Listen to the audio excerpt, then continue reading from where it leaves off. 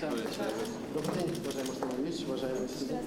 Если учение – это свет, то это место смело можно назвать светилом. Рустам Минниханов в стенах КФУ, а именно в Центре цифровых трансформаций. Студенты занимаются здесь собственными научными разработками. Например, создают модернизированных дронов. Что у вас нового в ваших дронах? Нового я применяю свои разработки, то есть накоплю на опыте, там, например, увеличиваю дальность за счет улучшения моторной группы.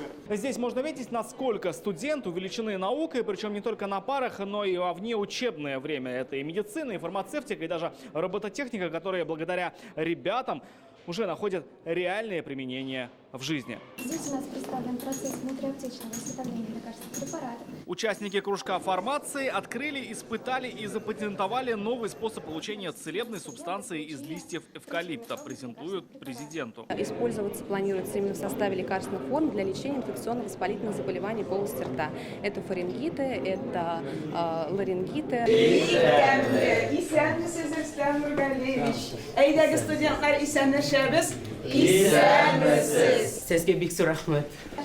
Это открытый урок, где обучают татарскому, но так, что им свободно начинают владеть студенты из Египта, Китая, Индонезии и других стран. Мин Икбал, мин Индонезиядан. Мин Валерия, мин Узбекистанан. Мин Чисон, мин Нигериядан. Мин Викри, мин Индонезиядан. Мин Чанлун, мин Китайдан. Так как они проживают сейчас в нашей республике, они считают нужным хоть на элементарном уровне знать по-татарски. Хочу поздравить вас. Очень красивый, добрый праздник. За одним большим столом победители, призеры, а также участники региональных, всероссийских и международных олимпиад, фестивалей и конкурсов. Слово берет студент второго курса Института математики и механики. Юный программист благодарит за внимание к IT-отрасли. Благодарю вас за вклад, который вы вносите в развитие IT-сферы. Наша задача, конечно, сохранить вас, создать вам условия.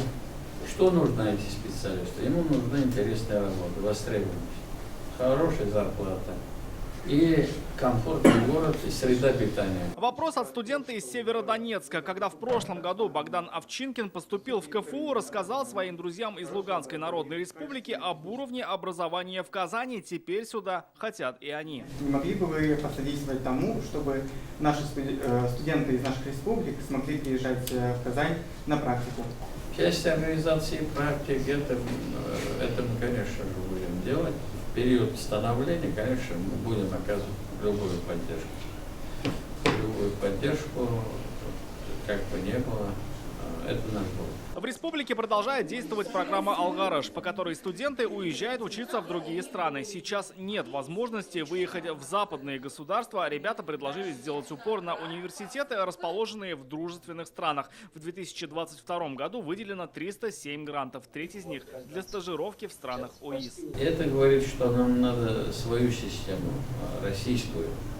Ведь она никогда была, наша система никогда не уступала. И какой Татьянин день без Татьян? За праздничным столом студентка 4-го курса Татьяна Грызютина. Она волонтер, с прошлого года состоит в движении «Помощь рядом» Ярдамия Нашай. К тому же одна из 420 Татьян, обучающихся и работающих в КФУ.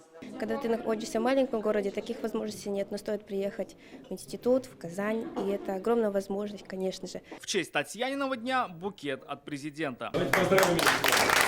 Главный вопрос, волнующий всех студентов, что президенту дали студенческие годы и кого он сам считает своим главным учителем. Наш главный учитель – это наш первый президент.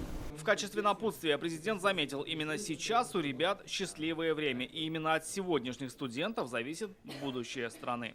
Рамиль Шайдуллин, Вадим Илларионов, ТНВ, Казань.